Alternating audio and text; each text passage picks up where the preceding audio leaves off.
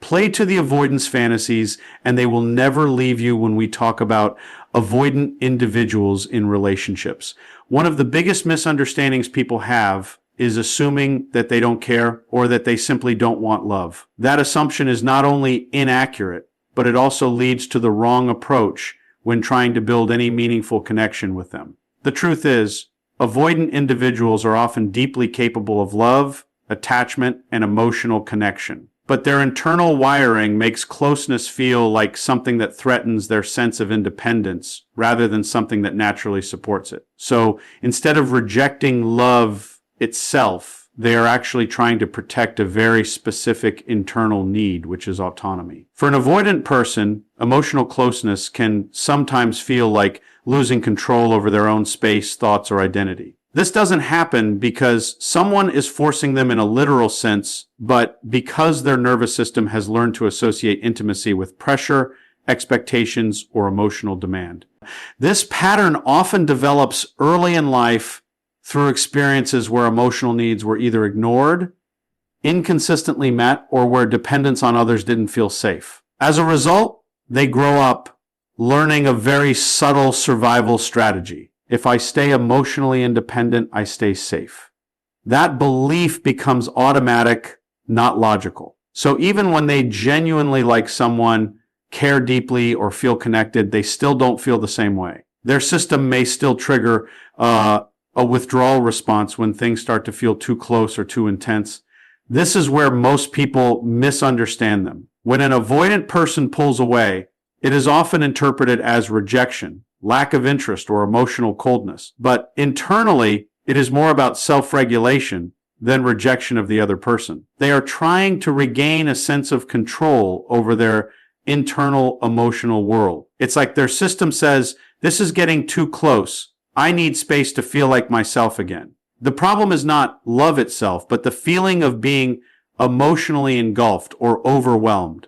If you understand this core dynamic, your entire approach to connection with them changes. Instead of reacting with panic, pressure, or emotional escalation, you begin to see their distance as a regulation process rather than a final decision. And this is extremely important because the more you chase, the more you intensify their need to pull away. Not because they enjoy distance, but because their system reads pursuit as pressure.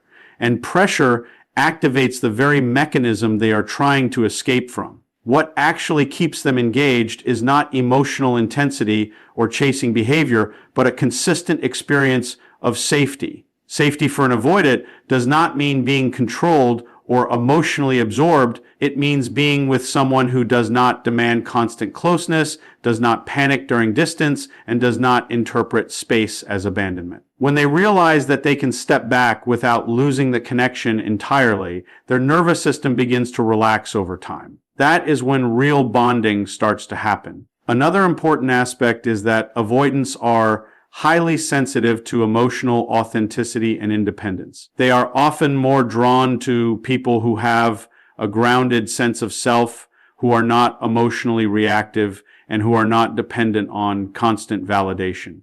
This is because it mirrors the very thing they value internally, autonomy. But there is a crucial difference between respecting autonomy and trying to use it as a strategy. If someone tries to artificially act independent just to attract an avoidant, it eventually becomes unstable. What actually matters is genuine emotional self-regulation, where your life, emotions, and identity are not completely dependent on the relationship outcome. So when we say they don't reject love, they protect autonomy, it shifts the entire focus from trying to convince or chase them into trying to understand their internal emotional safety system. The moment you stop seeing their distance as a threat and start seeing it as a signal of overwhelm, your response becomes calmer, more stable, and ironically more attractive in a healthy sense. Because for someone who is used to emotional pressure, calm consistency feels unfamiliar but safe. And that is the real foundation of connection with avoidant individuals, not intensity, not fantasy, not emotional games, but the ability to remain steady when things are uncertain and to respect space without withdrawing your own sense of self. One of the most misunderstood dynamics when it comes to avoidant attachment is the idea that you can hold their attention through emotional fantasy, intensity, or by matching some ideal version of independence they seem to respond to it first. Many people assume that avoidant individuals are attracted to mystery, emotional distance, or unpredictable behavior, and then try to build a strategy around that. But what actually happens in real relationships is far more grounded and less dramatic than that assumption suggests. The difference between fantasy and reality is where most relationships either stabilize or collapse, especially with avoidant personalities. At the beginning of a connection, avoidant individuals can sometimes appear drawn to emotional distance or novelty. There is often a spark when things feel light, unpressured, and slightly uncertain. This can create a false impression that what keeps them interested is emotional unavailability or playing into some kind of psychological game. But what is actually happening underneath is not attraction to fantasy itself, but comfort with low-pressure interaction. In early stages, when expectations are minimal, their nervous system feels relaxed. That relaxation can be mistaken for attraction to emotional distance, when in reality, it is simply the absence of pressure. As soon as emotional expectations increase, even slightly, their system begins to shift. This is where fantasy and reality start to diverge. Fantasy is the idea that if you remain unpredictable, slightly distant, or emotionally complex, you will maintain their interest. Reality is that avoidant individuals do not sustain connection based on uncertainty. They may be intrigued by it temporarily, but long-term emotional investment requires something much more stable. Predictability, emotional safety, and consistency in behavior. Without that, the connection becomes unstable, regardless of how strong the initial spark felt. One of the biggest traps people fall into is trying to maintain emotional edge in the relationship, thinking that this keeps them desirable. They may withhold feelings, act overly independent, or avoid expressing needs in order to match what they think the avoidant person wants. But this is still operating inside a fantasy framework. It assumes that attraction is maintained through emotional ambiguity rather than emotional clarity. Over time, this creates confusion on both sides. The avoidant person does not feel grounded enough to trust the connection, and the other person becomes increasingly anxious while trying to sustain an illusion of control. Reality-based connection works differently. Avoidant individuals may initially resist emotional depth, but they do not reject consistency. In fact, consistency is what slowly lowers their internal defenses. When they experience someone who does not oscillate between intensity and withdrawal, they may experience withdrawal symptoms. Who does not use emotional unpredictability as a form of engagement, they begin to recognize safety. And safety is what creates real attachment, not fantasy. The important shift to understand is that fantasy thrives on emotional stimulation, while real connection thrives on emotional stability. Fantasy says, if I stay slightly out of reach, I will be more desirable. Reality says, if I remain consistent and grounded, trust becomes possible. Avoidant individuals are not immune to attachment. They are simply slower to trust emotional environments that feel unstable or performative. Another layer to this is that fantasy often involves projecting an ideal version of yourself or the relationship. People may believe that being slightly distant, emotionally complex, or even strategically unpredictable will make them more valuable. But avoidant individuals are often more perceptive than this strategy assumes. They are highly sensitive to emotional inconsistency. Even if they do not always express it directly, they may not confront it immediately, but they register it internally as lack of safety. Reality-based behavior, on the other hand, removes performance. It is not about acting detached or overly available. It is about being emotionally congruent. What you show matches what you feel, and what you say matches what you do. That kind of alignment is what slowly replaces uncertainty with trust. And trust is the foundation that actually holds their attention over time, not emotional tension. Over time, what becomes clear is that avoidant individuals do not stay because of fantasy-based dynamics. They may be initially drawn into them, but they do not remain in them. What keeps them present is not emotional unpredictability, but emotional reliability. When they realize that the connection does not collapse under emotional pressure, does not turn chaotic with closeness, and does not require them to constantly manage emotional intensity, their system begins to settle. So the real distinction is simple but crucial. Fantasy creates short-term attraction but long-term instability. Reality creates slower engagement but sustainable connection. And with avoidant individuals, it is always the shift from fantasy to reality that determines whether the connection grows into something stable or dissolves into distance. One of the most important emotional truths in relationships with avoidant individuals is that pressure never creates closeness. It only creates distance. This is not just a behavioral pattern. It is a nervous system response. When someone with avoidant tendencies feels emotional pressure, whether it is direct or subtle, their internal system interprets it as a loss of space, and their natural reaction is to pull back in order to restore a sense of control. This is why understanding the difference between pressure and safety becomes essential if you want to understand how real connection actually forms with them. Pressure does not always look obvious. It is not only about demanding statements or emotional ultimatums. It can be expressed through repeated questioning, constant checking, emotional urgency, or even silent expectations that the other person should respond in a certain way. For an avoidant individual, even emotional intensity that feels overwhelming or fast-moving can register as pressure. Their system is highly sensitive to anything that reduces their sense of autonomy in the moment. The more they feel emotionally cornered, the more their instinct is to create distance, not because they want to lose the connection, but because they need to regain emotional breathing space. This is where most people unintentionally create the very outcome they fear.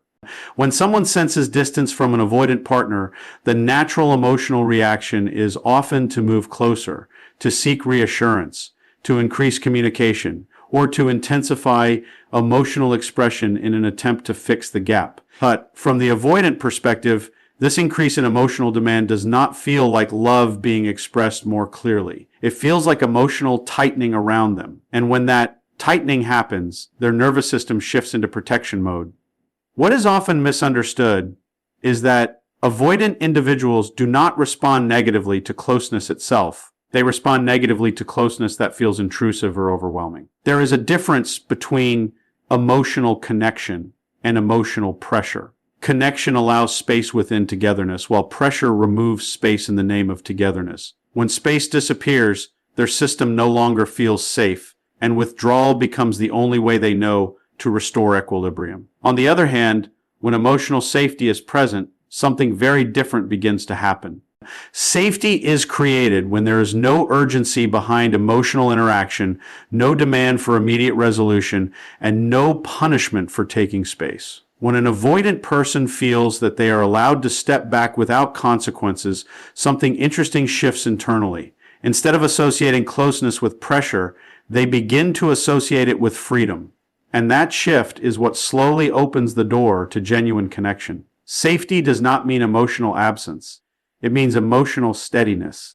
It means being present without being invasive, being connected without being controlling, and being available without being overwhelming. When someone interacts with an avoidant person from a place of internal stability rather than emotional reaction, they are more likely to be able to maintain a healthy relationship. It creates a completely different relational environment. The avoidant system begins to recognize that closeness does not automatically lead to loss of self, and that realization is what reduces their need to retreat. Another key aspect is timing. Avoidant individuals often process emotional closeness in cycles. They move closer when they feel safe, and they move away when they feel overstimulated. If you understand this rhythm, you stop interpreting distance as rejection and start seeing it as regulation. And once you stop reacting to their distance with pressure, you break the cycle that usually intensifies their withdrawal. The paradox is that the more you try to hold on to them tightly, the more unstable the connection becomes. But when you allow emotional space without withdrawing your own presence, the dynamic changes. You are no longer chasing or pushing.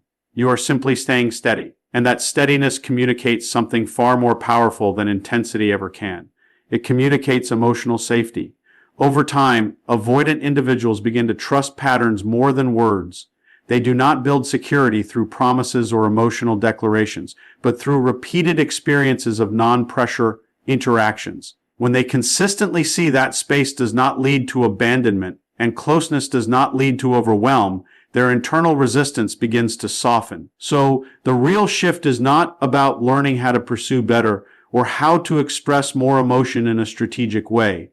It is about removing pressure from your presence, because pressure disrupts connection, while safety allows it to grow naturally. And with avoidant individuals, safety is not just helpful, it is the only environment in which real emotional bonding can actually take root. One of the most powerful yet misunderstood dynamics in relationships with avoidant individuals is the role of boundaries, not as a form of distance or emotional defense, but as a foundation of respect and attraction. Many people assume that being emotionally available at all times creates closeness, but with avoidant personalities, the opposite often happens. Without clear boundaries, emotional interactions become blurred, overwhelming, and unpredictable, which triggers their internal need to withdraw. But when boundaries are present and consistent, something very different begins to form: respect, trust, and emotional safety. To understand why boundaries matter so deeply, you have to understand how avoidant individuals interpret emotional space. For them, space is not rejection, it is regulation. And when someone does not have clear boundaries, that space becomes unclear. If one moment there is emotional closeness, and the next moment there is emotional over-involvement or dependency, their system cannot find stability. They start to feel that the relationship is not predictable, and unpredictability is exactly what activates their avoidance response. Boundaries are not about pushing someone away. They are about defining where you end and the other person begins. In relationships with avoidant individuals, this clarity becomes essential because it removes emotional confusion. When your emotional state, availability, and personal identity are consistent, then you are ready to move forward. They are no longer forced to guess where they stand with you or manage emotional expectations that keep shifting. That predictability creates a sense of safety that is often missing in their internal experience of relationships. Another important aspect is that avoidant individuals are highly sensitive to emotional dependence. When they sense that someone is emotionally leaning too heavily on them for validation, reassurance, or stability, it creates pressure. Not because they lack empathy, but because it introduces responsibility that feels overwhelming. Strong boundaries prevent this. They communicate that you are emotionally present, but not emotionally dependent in a way that creates pressure on them to constantly regulate your emotional world. This is where many relationships unintentionally break down. In an attempt to create closeness, one person may start sacrificing boundaries, becoming overly available, or emotionally over-investing in the connection. While this may come from care, the avoidance system interprets it as emotional intensity without structure. And intensity without structure feels unsafe to them. It creates the feeling that the relationship is expanding too quickly without emotional grounding. But when boundaries are present, everything slows down in a healthy way. You are still connected, but not consumed. You are still present, but not overwhelmed. And that balance is exactly what allows avoidant individuals to stay engaged without feeling trapped. It gives them the psychological space to remain in the relationship without activating their withdrawal instinct. There is also a deeper psychological element at play. People who maintain strong emotional boundaries are often perceived as more self-contained. They have their own emotional world, their own direction, and their own stability. For avoidant individuals, this is significant because it mirrors something they deeply value: autonomy. When they see that you are not emotionally unstable or dependent, they begin to relax into the connection more naturally. However, it is important to understand that boundaries are not walls. A boundary is not emotional distance or detachment, it is emotional clarity. It does not mean withholding affection or connection. It means offering connection without losing yourself in it. That difference is what creates healthy emotional attraction instead of emotional confusion. Over time, boundaries also protect the relationship from emotional burnout. Without them, interactions tend to become reactive. One person pursues, the other withdraws, and the cycle repeats. But with boundaries, the dynamic becomes more stable. You are no longer reacting to every shift in their behavior, and you are not allowing their distance to dictate your emotional state. This stability changes the entire emotional tone of the relationship. Interestingly, avoidant individuals may initially test boundaries, not consciously, but through subtle withdrawal or emotional distancing.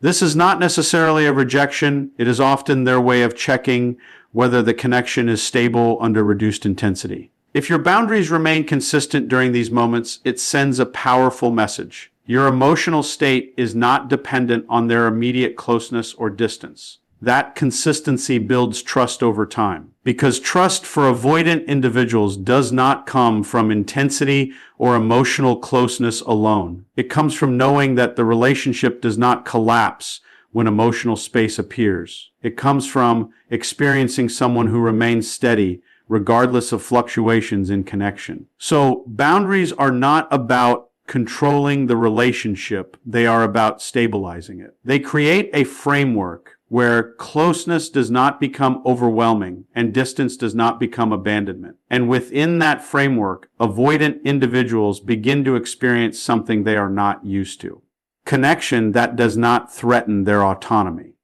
And that is where real attachment begins to form, not through emotional fusion, but through emotional clarity, consistency, and respect for space on both sides. Emotional consistency is one of the most underrated forces in relationships with avoidant individuals, yet it is also the one factor that determines whether trust ever has a chance to develop. Many people focus on what they say, how they express feelings, or how much emotional effort they put into the relationship, but for someone with an avoidant attachment pattern, none of that matters as much as consistency in behavior over time. They are not primarily influenced by emotional intensity. In isolated moments, they are influenced by patterns they can observe repeatedly. An avoidant individual often carries an internal expectation that emotional closeness is unstable. This expectation is not always conscious, but it shapes how they interpret relationships.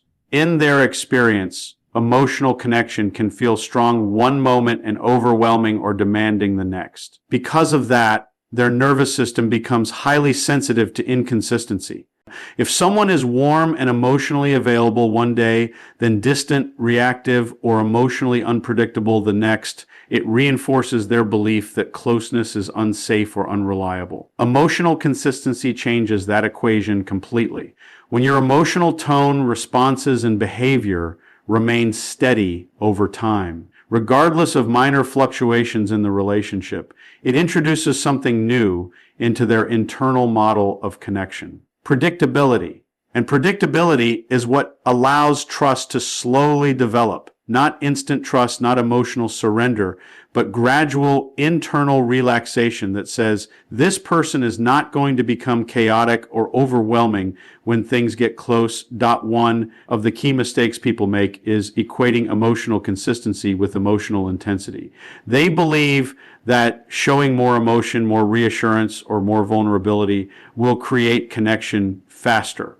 But for avoidant individuals, inconsistency in emotional intensity can actually increase anxiety. If emotional expression spikes and drops unpredictably, it becomes difficult for them to feel grounded in the relationship.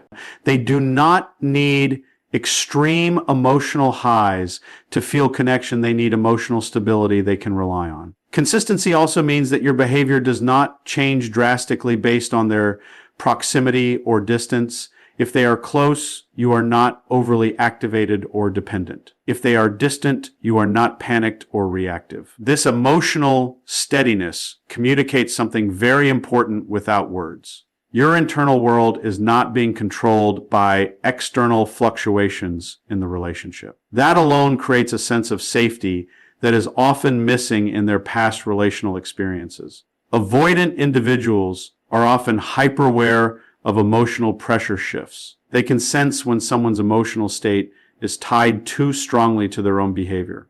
If every message, response, or interaction seems to carry emotional urgency, then we have a problem. They begin to feel responsible for regulating the other person's emotional stability. That responsibility creates internal pressure, and pressure leads to withdrawal. But when your emotional responses remain balanced, they no longer feel that burden. Instead, they begin to experience the relationship as something that is stable rather than demanding. Over time, this stability becomes more powerful than any emotional strategy, because trust is not built in moments of intensity, it is built in moments of repetition. When someone repeatedly experiences you as calm, consistent, and emotionally regulated, their nervous system starts to adjust. What once felt uncertain begins to feel familiar. And familiarity, in emotional terms, is what allows attachment to deepen. Another important aspect is that emotional consistency reduces interpretation errors in the relationship.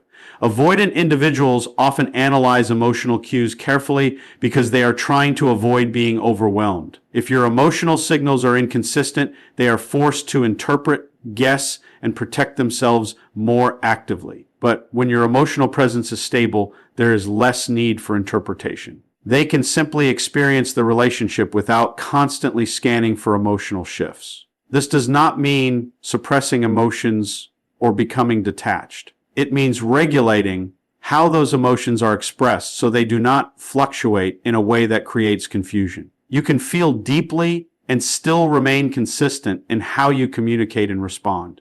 In fact, emotional depth becomes more powerful when it is stable rather than erratic. Consistency also builds what avoidant individuals struggle to develop naturally: relational confidence. When they realize that your emotional presence does not disappear during distance, does not become overwhelming during closeness, and does not fluctuate based on their behavior, they begin to trust the structure of the relationship itself. That structure becomes something they can rely on without feeling trapped. And once that trust in structure forms, something subtle but important happens. They begin to stay longer in emotional proximity without the same instinct to retreat. Not because they are being convinced or pursued, but because their internal system is no longer interpreting the relationship as unstable. It starts to feel manageable. So emotional consistency is not about repetition for the sake of repetition. It is about creating an environment where emotional predictability replaces emotional threat. And in relationships with avoidant individuals, avoidance is a common pattern. That predictability becomes the foundation upon which real emotional connection slowly, quietly, and naturally begins to grow. One of the deepest misunderstandings in relationships with avoidant individuals is the idea that success means holding someone close, preventing distance, or managing their emotional fluctuations so they don't leave. That mindset turns the relationship into a form of emotional control without people even realizing it. It creates anxiety, pressure, and instability on both sides. But the reality is far more grounded. The goal is never to prevent someone from leaving. The goal is to build a dynamic where neither person feels the need to leave in the first place. When people focus on not losing an avoidant individual, they often enter a reactive state. Every shift in behavior becomes something to fix. Every period of distance becomes something to correct. And every emotional silence becomes something to fill. This creates an underlying tone of fear in the relationship. And fear is exactly what disrupts emotional safety. Avoidant individuals are particularly sensitive to emotional environments that feel unstable or controlling, even if the intention is love. A secure connection is not built through emotional management. It is built through emotional stability on both sides. When both people in a relationship feel internally grounded, the need for escape reduces naturally. Avoidant individuals do not typically leave because of lack of love alone. They leave when emotional environments feel overwhelming, unpredictable, or pressuring. So the focus shifts from trying to keep them close to creating conditions where closeness does not feel threatening in the first place. Mutual security means that both individuals have space to exist as complete people, not emotional extensions of each other. In a healthy dynamic, closeness does not erase individuality. Instead, it allows two separate emotional systems to interact without losing their structure. For avoidant individuals, this distinction is critical. If a relationship begins to feel like it requires emotional merging, then it's time to take a step back and assess the relationship's emotional health. Constant availability or dependency, their internal system interprets that as a loss of autonomy. And when autonomy feels threatened, withdrawal becomes a protective response. But when the relationship is built on mutual security, something different happens. There is emotional closeness without emotional pressure. There is connection without dependency. There is presence without intrusion. In that environment, avoidant individuals do not feel the need to create distance to protect themselves because their sense of self remains intact, even within the relationship. Another important aspect of mutual security is emotional responsibility. In unhealthy dynamics, one person often takes on the role of regulating the entire emotional tone of the relationship. They overthink, overexpress, or overcorrect in an attempt to maintain closeness. But in a secure dynamic, emotional responsibility is shared, not absorbed by one side. Each person is responsible for their own emotional regulation. This balance removes pressure from the relationship and allows interaction to feel lighter and more stable. Avoidant individuals respond strongly to this kind of balance.